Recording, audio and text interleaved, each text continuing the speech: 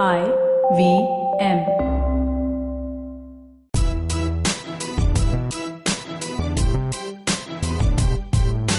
Hi, I'm Zarina Poonawalla, your peak performance coach, life coach, emotional intelligence practitioner, and NLP practitioner.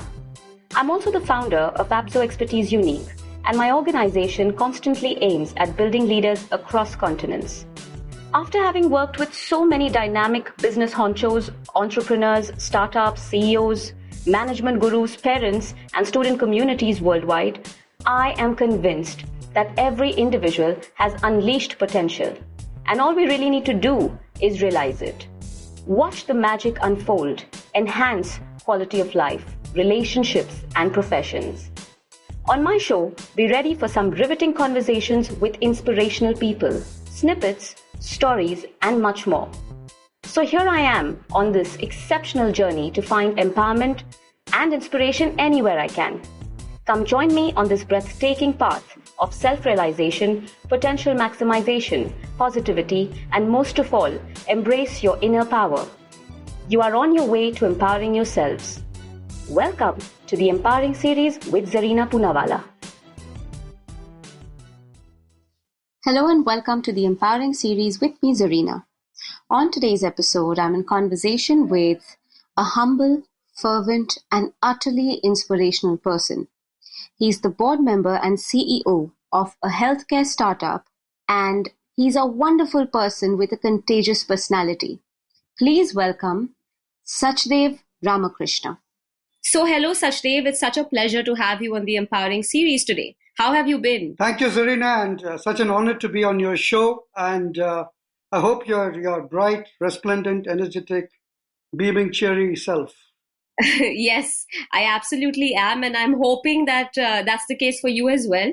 Yeah, I think it's been all good, and one must count on one's graces in these times. Absolutely. So how have the last few months been treating you in person, professionally, and how have you been coping with these really hard times? So, Zarina, I think as all of us know, these are really unprecedented times. I don't think, at least in my living lifetime, that I've seen a challenge that is so encompassing of the world. So, depending on even whether you're rich or poor, young or old, urban or rural in setting, you're living in a developed economy or an emerging one, this one seems to be a universal one. And all of us have to face with it, deal with it.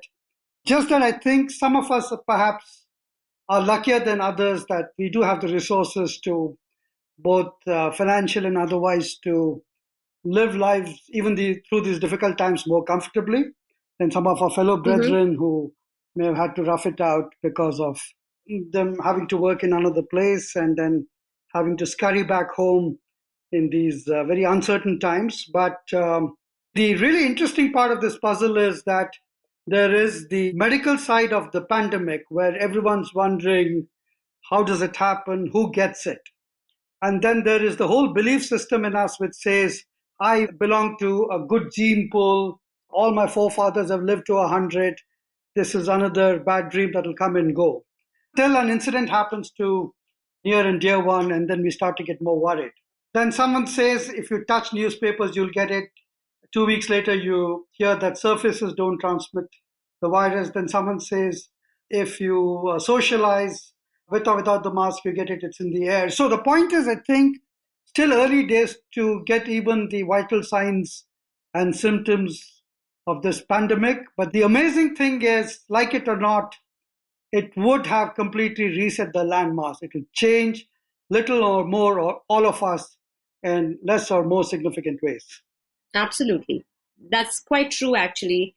But I also believe that we're from that privileged lot, like you were mentioning in a conversation earlier.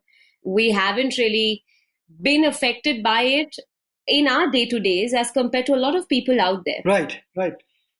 You are from the healthcare sector and working with a startup and healthcare at this point in time during the pandemic. How has that been, and what is it that the company offers? What is it that you guys offer? So essentially, our pursuit began a few years ago where some of us who worked with large mainstream companies that leveraged or sold IT to the world, we sat down one day, actually, funnily enough, after maybe a bottle of heady French wine in Paris, and said, how do we change the world? And one of the things we realized is there are certain industries where knowledge is siloed and broken and is not necessarily patient or customer centric. And one of those worlds was the world of medicine, where doctors were brilliant. They worked in hospitals which had a different motivation and a different cost of infrastructure. And therefore, in the alignment of all that to solve a patient problem, I don't think we were marshalling all the knowledge of the world to bear at the point of care. So essentially, we got after trying to fix what you call problems at the summit, which is rare, complex medical disorders. In fact, one of the rarest ones I see happens to only 5,000 people in 7 billion. And so if anyone were to be struck with that, firstly, just even understanding what one has would take several years. And sometimes, as would be expected, the medical diagnosis about what one has or what one suffers from comes usually after the demise of the person, right?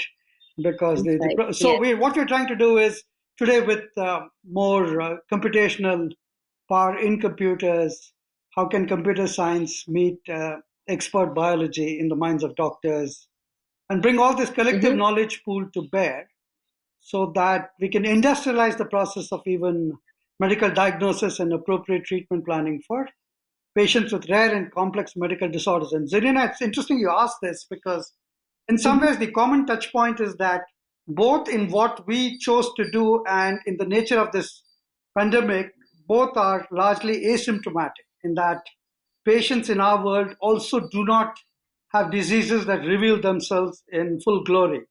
So by the time it becomes more prominent or less latent, precious time has gone by because clearly the disease cells multiply.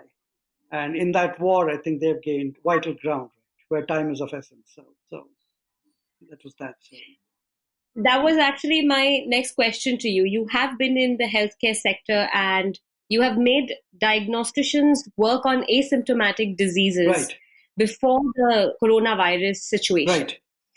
And it is funny because a lot of people in our country or even around the world, to be honest, Sachdev, I don't think a lot of people knew the words asymptomatic and virology or immunology in their regular dictionary, in the way we see it now. So you started this way before, and asymptomatic diseases is not just this one that we're suffering or dealing with right now. It's always been there. So any particular diseases that you are currently completely focused on? So it's a wide set, but I think in some ways, partly from both our ability to succeed in that space, we wanted to go after something cerebral. So clearly we are not treating the usual colds and coughs. Even if a cough untreated, like what would happen if someone were exposed to polar conditions with intense blizzards and insufficient body cover. So you could have hypothermia and long-seated pneumonia, right? So even something like that can morph into something more serious. But I think essentially what we wanted to do was try and solve what I call for complex disease fingerprints, not the simple stuff. So firstly, in the nature of their occurrence, it occurs but strangely, the math of it in any big country like India is interesting. 72 million Indians have rare diseases. So it's only 7% or 6% of our total population. But 70 million collectively put together is a lot of people. And therefore, there are 70 million families in great distress because even if you bet the farm and threw all the money at the problem, because you didn't quite know where to go, well, firstly, you didn't know what you had, to then know where to go, and then be able to afford both diagnosis and cure, is the complexity. So what we're trying to do is, if we brought this newly repurposed medical knowledge to the point of care, we think we could migrate costs, what we call first world treatments at third world costs, and therefore expand the number of people who could potentially benefit. So to your question, Zarina, are there specific things we want? So there are diseases. It's not that we're reinventing medicine, but there's Lyme's disease, Wilson's disease, Lou Gehrig's, much of which has been solved for, but because it doesn't happen in our local context, it doesn't come into our medical vocabulary. That's right. And today, with the world being hugely mobile, you can jump on a plane. And so Lyme is something that you get in upstate Connecticut in the US. It's not very far from Boston.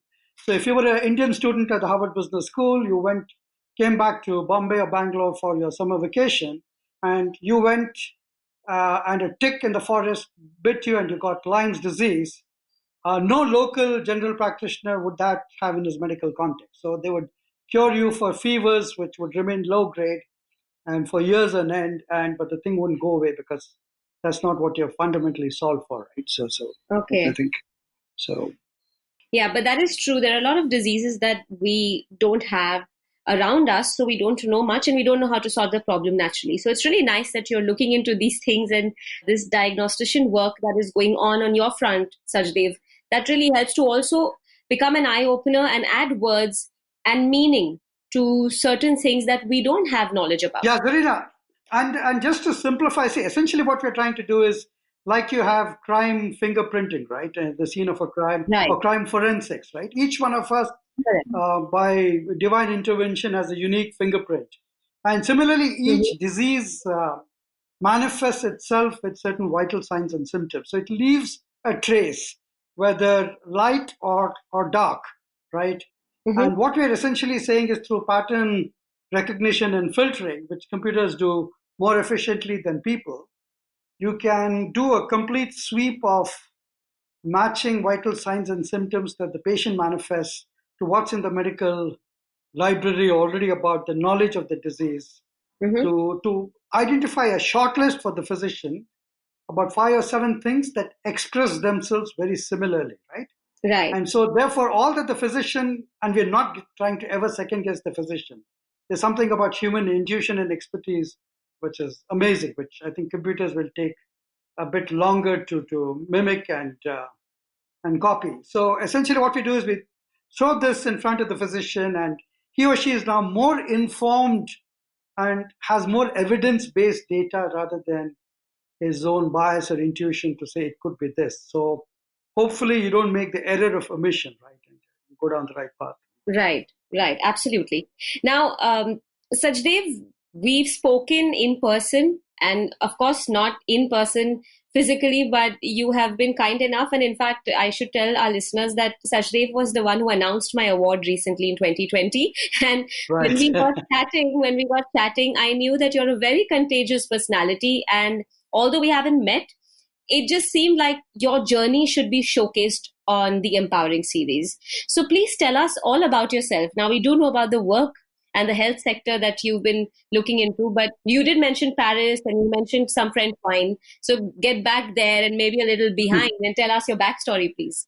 And so, Zarina, you do this all the time. And I often wonder if you're trying to uncover the story behind the person or the person behind the story, but that's for you to debate. But I believe a bit of both. Wouldn't harm, right? Right, okay. So as the great line goes, sung by Julie Andrews on the hills around Salzburg, right? From The Sound of Music. Let's start at the very beginning. It's a great place to start. When you read, you begin with A, B, C. When you sing, you begin with Do, Re, Mi. So, long story short, I was born decades ago in the palace city of Mysore. I often joke that I grew in the palace, but that's another matter. I grew up around there. Now, my father was in the Indian Railways, so we were very itinerant. So every couple of years, we went to serve the railways here, there, and everywhere. Right. Because of which I think I've had glorious serendipity in my life. And as John Lennon would say, life is what happens to you when you're busy planning other things. Just I was settling in school and finding my classmates, off went my father with his new posting. So we went to a whole bunch of small and big places where I schooled, a place called Junagadh in Gujarat, not far from the Gir forest where the lions come from and where the famous actress of yesteryears, Parveen Babi, came from. Okay. Right. And city of Lucknow, then a city called Ratlam in Madhya Pradesh. And for the trivia lovers, it's the exact midpoint on the Indian railways between Delhi and Bombay. So if you took Rajdhani, it would be 636 kilometers both way from Delhi and Bombay, right? Two big hubs across Ratlam. And then there's a city called Sholapur in Maharashtra. And then, of course, the bigger cities in Bombay where my father ended up. And so I think the early upbringing was obviously nice and innocent and good. Clearly grew up in a time when television came late in life. There was the radio, and there was Amin Sayani, and there was Binaka Geet Mala. And we used to collect from the erstwhile Binaka toothpaste pack those little animals. And we had in school behind my house a famous 5-type outhouse where we had passwords to go in, and there's a bunch of friends. We went and did some conspiratorial stuff. So long story short, it was a happy childhood, not like today. I mean, we got onto social media much, much, much later. Right. And my parents, being good, decent middle class people, said, if you are so bright, you should either be a doctor or an engineer. And in school, when I was doing dissections, I would hate how a frog would bleed and all that. Right. And so I then took to engineering, safer grounds. And then I chose to be a chemical engineer because we thought we were the ones who, after all, made toothpaste, petroleum, detergents, soap, shampoo, sugar, salt, dyes, asphalt, anything, right? Right. And so we thought we'd move the world. And so I did bachelor's in Karnataka. Then I went to master's at IIT Madras. I was all set to do a PhD in the US, as would be predictable. But there's an uncle of mine who headed aerospace at the Indian Institute of Science, and he had cut his chops under two preeminent space scientists. One is Satish Dhawan, who started the India space program, and then, of course, Abdul Kalam, who then became later the president of India. And they were truly rocket scientists. So he talked me out to say, you're going to sell your soul to the Americans for $500 a month. Come and serve India. So on campus, I got hired by a company called Larsen & Toubro in Powai.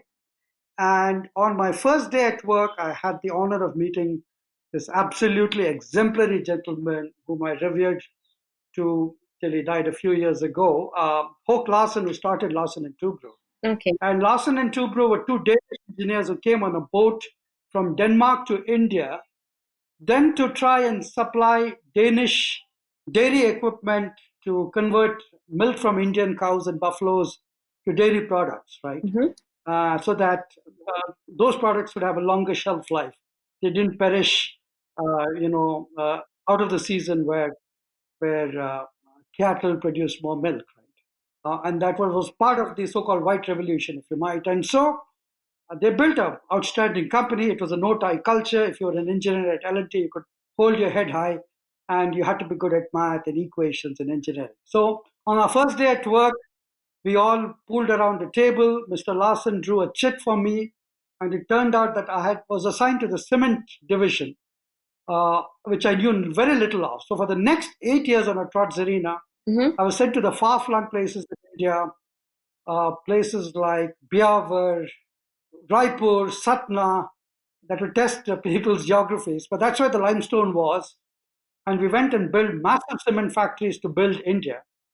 So this went on for 8 years in a trot. I became quite an expert at that part of the world, and almost started to hate cities because after work got over, you had funnily more whiskey than water for company in those places.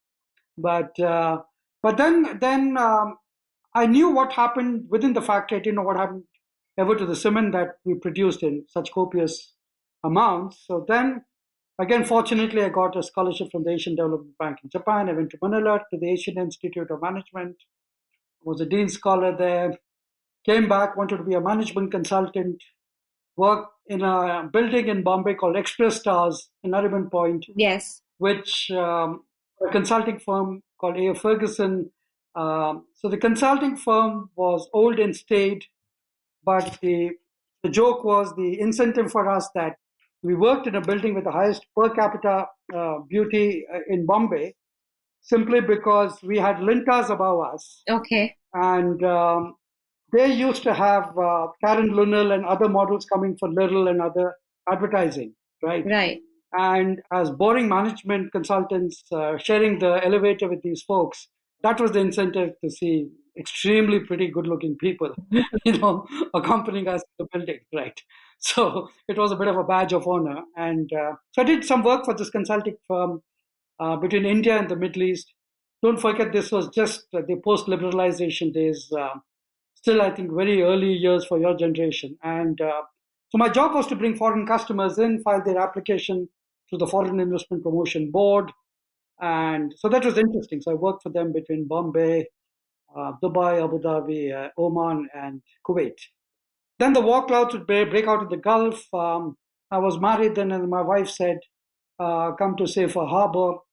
Unfortunately, I then got an assignment with a man, with a gentleman I have huge regard for, Ajay Piramal, a top businessman in Bombay, and I headed corporate strategy for him. And as part of his inner circle, we built then India's largest retail mall called Crossroads in Off-Pedder Road, Right, Tardev, right.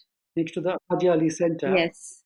And so with that, on the back of that, I did another internet venture for Mr. Piramal. Then I broke off to run a fiber optic company in Bombay, where we were trying to bring high-speed internet to Bombay in 2001. And then, strangely, just about 19 years ago, almost to this date, we had 9/11 that changed the world again, right? The pandemic. That's right. And then our venture funding dried. And then I moved on to another company called Dr. Reddy's, a pharmaceutical company listed on the New York Stock Exchange. I was the global chief information officer, responsible for innovations in business IT. So we did some work there. Then I crossed floors to head global marketing for a company called Emphasis in Bangalore. And those were heady days of growth for the Indian IT industry. I remember our company went from 88 million to 635 US million dollars in 4 years on the back of all the work that America and Europe and Japan threw at us, right? And barring farmers and housewives, we hired everyone to go work for the world, right? And so that was that. Then I went off to Delhi because I got another interesting assignment with a French IT company that was headquartered in Paris, and I was the strategy, marketing, and communications director. And the good part was clearly, while there was the job, there was the interesting bit of the job, because every now and then they would invite me to a chateau in France, and where we discussed how to build a global company. And fortunately, all that, I think, was part of the great life I had there. I was also the face of the company up in Delhi, where I fronted them with central and state governments in the work we did with smart cities, with biometrics and stuff like that. And the British ambassador and the French ambassador home in Delhi was almost my other calling post beyond the office. So we did enough work with foreign missions in India to build our story there. So that, I think, was that. And then finally in 2015, I moved on to work for an entity of the Tatas in Hyderabad. So I was the chief marketing officer. So I continued till 2017. And after that, I've been building this healthcare startup. So it's been a bit of this, that, the other. And more recently, of course, my mind's been going towards the social sector, because I think problems in society are complex. And for anyone with even an engineering bent of mind, the arc of impact is huge, right? Because it's very hard to contour what creates poverty, who should be subject to interventions of aid from the government, how timely should they be, in what nature should they be, should women be empowered a lot more because they're at least equal in population and completely unequal on rights and access and liberty. Should children's issues come forefront? Should children's education matter more than the health or some other type of social indicators? The point I'm saying is whether it's cleaning garbage on our streets, whether it's cleaning our air, whether it's cleaning our rivers, causes like that, conserving water, conserving heritage, monuments. It's a variety of those things that are constantly engaging me. So I'm now more often than not being privileged to be an invitee to some of those conversations with the likes of the Bill and the Melinda Gates Foundation, the Rockefeller Foundation, because they're throwing their serious philanthropic money to having impact socially, right? And so that, I think, is my more current madness. But I think so life goes on. There's never a dull moment. And I think I'm an eternal optimist. So in short, it's been glorious serendipity, been like a bumblebee, not knowing that I cannot fly. I've gone and taken the next job, knocked around a little bit, sometimes fallen to the ground, sometimes hurt myself. But I think nevertheless, enjoyed the ride. And who knows if I'd walked on a different path, that it could have been the road more traveled. Right. Wow, that is quite a stimulating journey you've had. And I am pretty sure there's so much to learn from you. Thank you, Zarina. I think as long as you help me stay in hope, yeah, right. I should be alive. Of course. Not only is there a lot to learn from something like that, I think you personally might be in a position to write your own book, because you've got a subtle, nice way of putting a personal nostalgia with a professional touch all together. And I think that could make a wonderful book, Sachdev. That's just an idea. Brainstorming here. No, thank you, Zarina. In fact, some years ago, publishing house did approach me with oh, did they? Similarly kind, encouraging words that they did see the kernel of a writer in me. But writing also is discipline. Writing is meditation. That's right. Writing is about sitting on the desk with a dustbin next to you and lots of empty paper and a pen full of ink. And writing is about being deeply honest in isolation. Writing is climbing a mountain alone, right? And I think to the larger point, Zarina, obviously, I think you've had a rich life talking to so many people. You engage them, you give them hope and purpose. So my point is, I think each one of us has a book in ourselves. That is true. Often we don't choose to write because, as I talked to some friends, they said, what has not been written about in the world? You go to a bookstore, it's crammed to the rafters with books. So what are you going to make a difference about? The point is not that. If there are 7 billion people, I'm sure each one has a story, right? And that's why earlier on I quipped to say, if there is a story behind a person, or is there a person behind a story, right? And so I think we all have a tale. We all must enjoy it. Each one is as grand as the others. And often I think the problem with the modern day world is we equate our importance or our position in the world with material success. But the point is, all of us in that sense are equal in an ideally fair world. Yes. As they say, when a person walks into the room, they're walking in with their entire story. Right. Wonderful. Fair. I believe that's exactly what you're trying to say in a nutshell, and that's fantastic. So, like I mentioned, you've had a stimulating journey and fantastic insights from everything that you have possibly experienced, whether it's your early childhood or it is working with a lot of multinational companies with wonderful posts. I was wondering, you have definitely been a mentor to someone or the other. I'm sure a lot of people look up to you, or at least want to learn from you, Sachdev.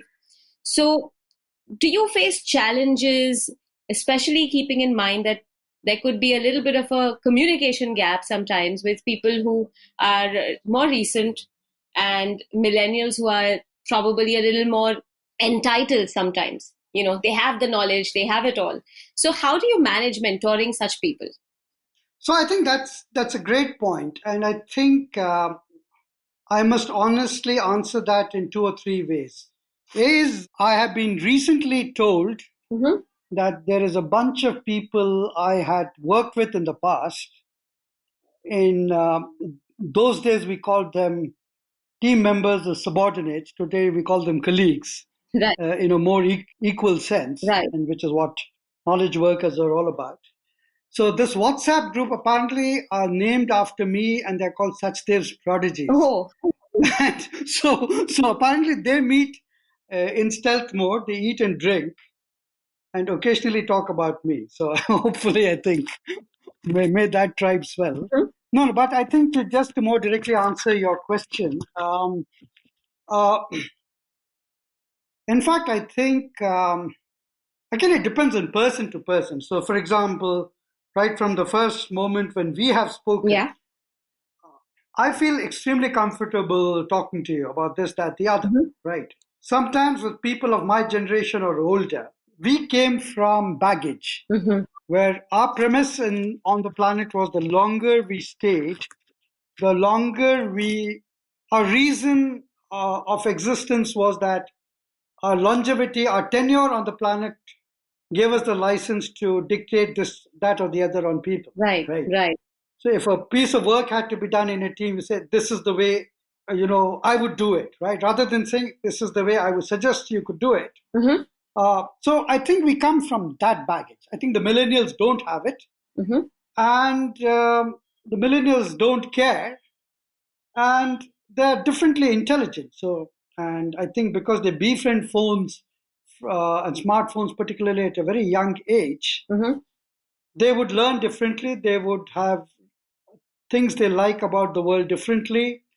I think the ability of the younger generation across genders to communicate seamlessly is a lot higher. We grew up with a lot more, in a sense, divisions, right? We were always conscious of approaching this, that, or the other in a socially acceptable or unacceptable way, right?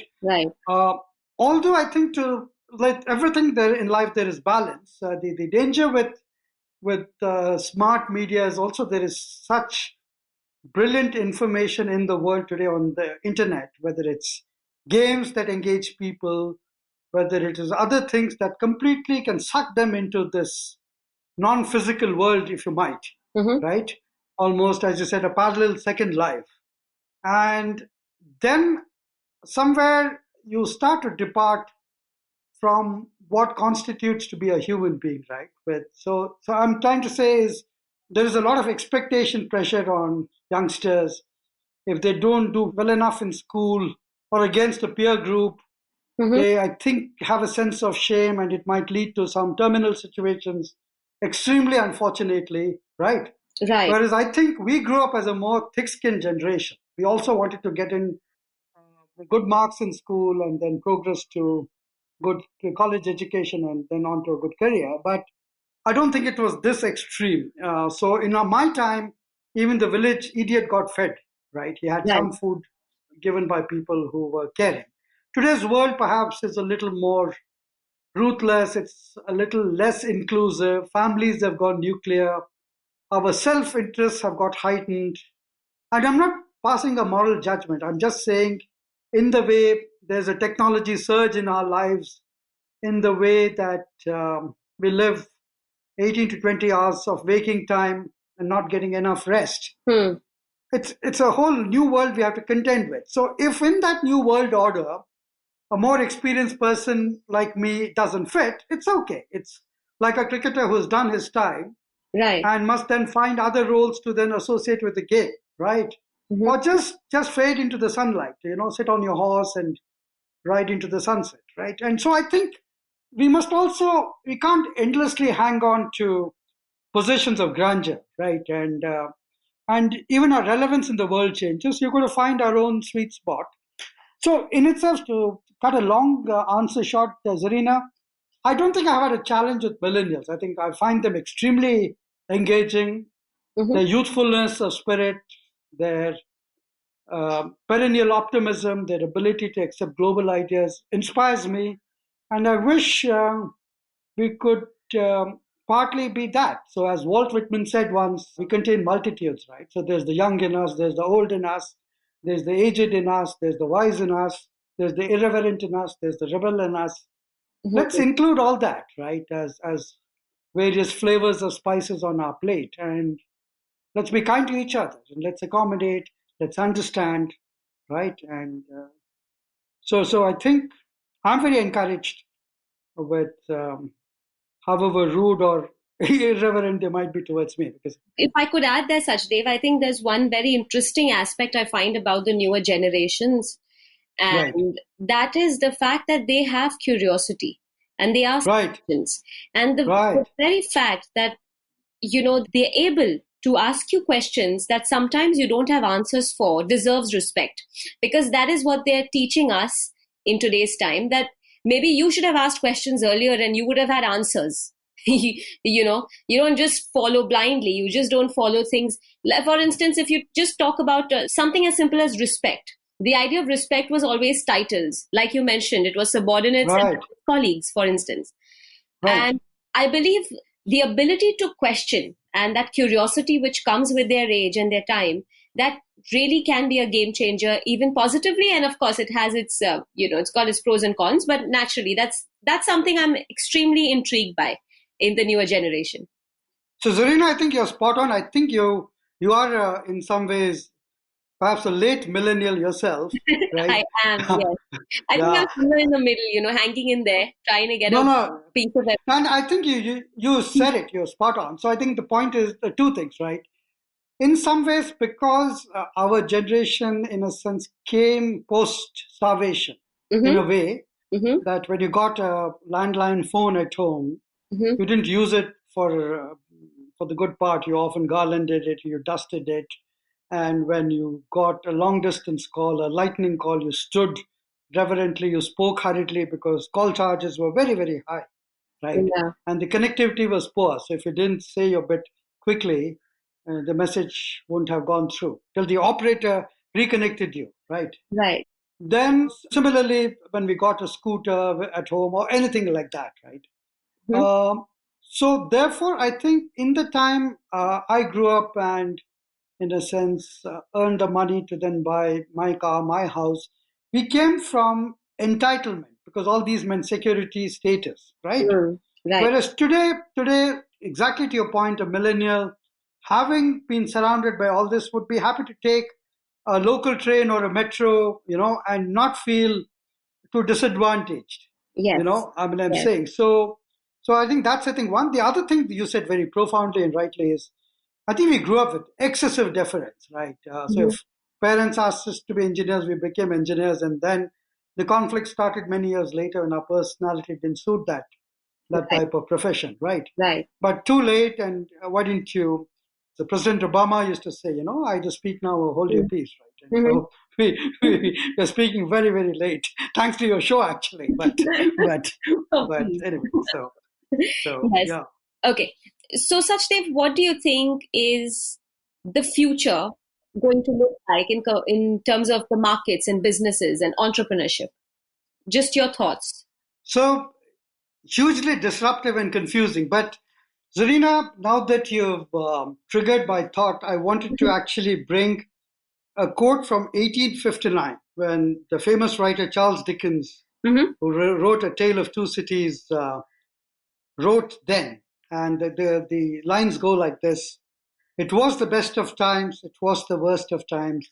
It was the age of wisdom, it was the age of foolishness. It was the epoch of belief, it was the epoch of incredulity. It was the season of light, it was the season of darkness. It was the spring of hope, it was the winter of despair." So the point is, I think even Dickens recognized that sometimes the mind has to accept completely opposing truths. Right. While internal belief and general optimism and human resilience should make us believe that we will come good and for better through this slightly short but what seems endlessly long period of the pandemic. The point is, you can come at it from an optimistic standpoint, and you can come at it from a sense of hopelessness and despair. And now there will be certain truths. So clearly, your question was, how would businesses fare? Things will certainly change. Businesses in the asset heavy side, airlines, hotels, which have built assets, obviously to some quality and expense, will be backfooted, because if a hotel had a conference room and now you have social distancing, then you can only allow conferences of a certain size or a wedding function of a certain size, right?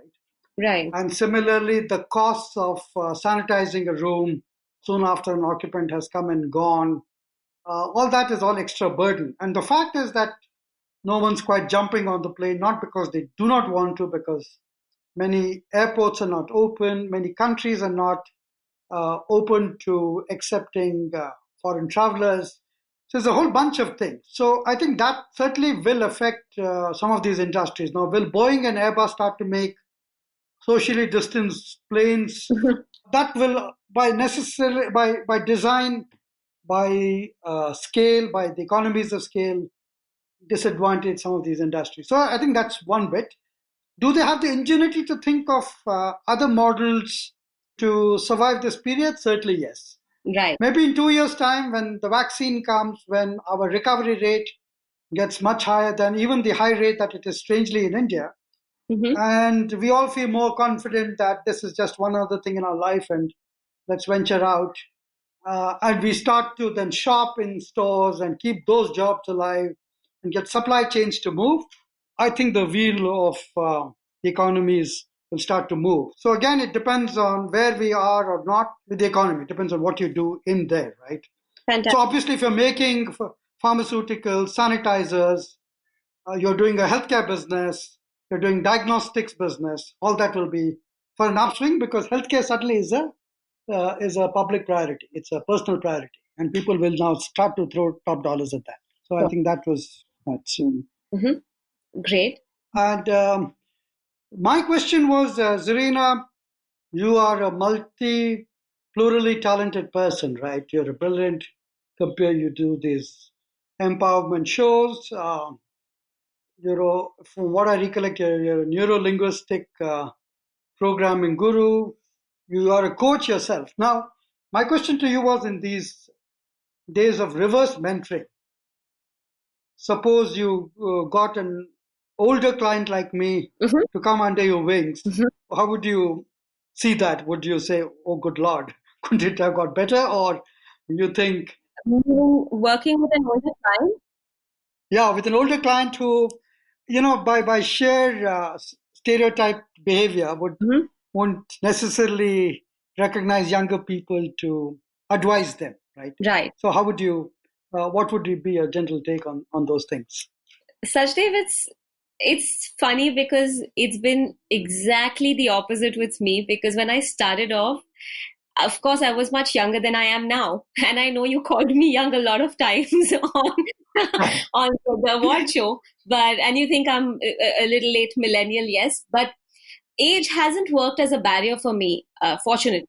Right. I've worked with people. When I started off, I actually started off with the senior category of people because of the leadership coaching to a large extent. Right. And what I realized is that if the client doesn't want to work with you, they will not approach you because you're in the position of authority here. You're in the position of deciding whether you want to work with somebody younger or not. Of course, once you break that ice and you know this person has the knowledge or is equipped to help you through or guide you through, despite age, you will consider the idea. But the very first step is usually taken by the client when they're recognizing their coach, right? And hence, I have not really had a problem. And it would be boastful to see that most of my older segment of clients have always shown immense respect to me or my counsel. And hence, I've never really faced a situation where anybody had a problem with the age as a barrier, which has been a blessing, I'd say. Complete blessing. Yeah, that's wonderful to hear. Really wonderful to hear. And I think it's also some extraordinary abilities you bring both in your personality and your style, right? Because often I think sometimes we have all these internal barriers, right, about whom to accord respect, whether they rightfully deserve that or not. So that was my question. Right. But I believe in a position where now maybe, age works for me. When I tell people I'm slightly older, it works out. But it didn't seem like a problem back then. So I don't see it. Yes, there was this one incident I can tell you where I walked into a room of leaders and they were looking for the trainer. They were looking for the speaker because they couldn't believe their speaker is literally half their age. But then I think it changed when I started, and they connected with me and we connected on a lot of topics and we knew we're in alignment with each other on our thoughts. And it all changed. It's just a matter of seconds. So yes, right. That's about that. Well, something I wanted to know from you, Sachdev, is we all have belief systems and value systems that we work on. What is that one belief that you swear by? So I do like what the Serenity Prayer is all about, which is, God grant me the serenity to accept the things I cannot change, courage to change the things I can, and wisdom to know the difference. Brilliant, brilliant. And any words of wisdom for our listeners? So there's this favorite poem called Desiderata, and this was written about 70 years ago.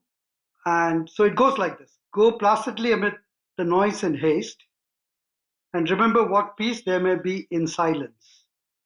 As far as possible, without surrender, be on good terms with all persons. Speak your truth quietly and clearly, and listen to others. Even the dull and the ignorant, they too have their story. Avoid loud and aggressive persons. They are vexations to the spirit. If you compare yourself with others, you may become vain and bitter. For always there will be greater and lesser persons than yourself. Enjoy your achievements as well as your plans. Keep interested in your career, however humble, it's a real possession in the changing fortunes of time. Exercise caution in your business affairs, for the world is full of trickery. But let this not blind you to what virtue there is. Many persons strive for high ideals, and everywhere life is full of heroism. Be yourself, especially do not feign affection, neither be cynical about love, for in the face of all aridity and disenchantment, it is as perennial as the grass. Take kindly the counsel of the years, gracefully surrendering the things of youth. Nurture strength of spirit to shield you in sudden misfortune, but do not distress yourself with dark imaginings. Many fears are born of fatigue and loneliness. Be under wholesome discipline, be gentle with yourself. You are a child of the universe, no less than the trees and the stars. You have a right to be here. And whether or not it is clear to you, no doubt the universe is unfolding as it should. Therefore, be at peace with God, whatever you conceive Him to be, and whatever your labors and aspirations. In the noisy confusion of life, keep peace with your soul. With all its sham, drudgery, and broken dreams, it is still a beautiful world. Be cheerful, strive to be happy. Wow. That was beautifully recited. And I think, Sachdev, that is a summary of everything we are and everything we should be. Right. Now I'm going to ask you our last signature question. And that is, what empowers you, Sachdev? That was a beautiful poem, but I'd love to know your final thoughts before you leave this conversation. So what really empowers me is actually to find hope and courage and optimism in the world around us. So even when maybe things are falling for me, when the chips are down, how do you find house help that marches in the morning with full vigor, with full happiness, despite living in a home full of mosquitoes, full of earthly burden, full of poverty, and yet having the confidence to deal with a brighter tomorrow, more than in some ways some of us have, despite all the comforts of our living. So that's what inspires me, that if they can yearn for a brighter tomorrow, so can I, and we can all make the difference. Fantastic. This has been such a riveting conversation, and it's been my absolute pleasure to host you, Sachdev, today on the show. Thank you so much for your valuable time and wonderful stories and insights. Thank you, Zarina. My privilege, as I always say, and thank you again for your time and patient listening. And forgive me and your audiences for my rambling. But thank you very much again. If you liked this podcast, don't forget to check out other interesting podcasts on the IVM network. You can listen to us on the IVM Podcast app or ivmpodcast.com. You can also follow us on our social media. We are at IVM Podcasts on Twitter and Instagram. I hope you enjoyed that show. If you aren't following us on social media, please do. We're IVM Podcasts on Twitter, Facebook, and Instagram. what a week we had this week. We had so much crossover, so many great guests. I don't even know where to start. Okay, yeah, I do know where to start. Let's start with Uncle Please Sit. Uncle Please Sit, Joel and Tushar had Hamsini Hariharan. Hamsini hosts a show called States of Anarchy with their network. She is a China expert, and they discuss the India-China relationship. Really fascinating conversation. Cyrus had 2 conversations this week instead of our normal Thursday Cock and Bull. Great conversations, both of them. We'll be back with our regular Cock and Bull next week. But this week, you could definitely check out the conversation he had with Varun Grover. Really fascinating stuff. And Nikhil Taneja, who was the founder of Yuva and the creative director for the India Film Project Festival, which is going on this weekend. He was on the show as well. Cyrus was also on Advertising is Dead this weekend with Varun Dugirala. Cyrus and Varun discussed Cyrus's intent on randomness. Ranveer Brar guested on Gauri Devi Dayal's show, This Round's on Me. Another amazing conversation over there. Priyanka Khimani, one of the best IP lawyers in this country, was on Storytellers and Storysellers for a fascinating conversation. Definitely do check that out. And finally, I wanted to congratulate Zarina Poonawalla for her 100th episode. She had Ashish Vidyarthi as a guest on that. If you have not been listening to the Empowering series, please do. It's one of the great shows out there. And with that, I hope to see you again next week. Whether you're an established sports person or a budding one, or simply a sports enthusiast, join us, Tanvi and Shlok. We are 2 passionate pro badminton players talking policy, mindset and everything sport. So tune in to The Millennial Athlete every Monday. Only on the IVM Podcast Network. Trust us, it's gonna be lit.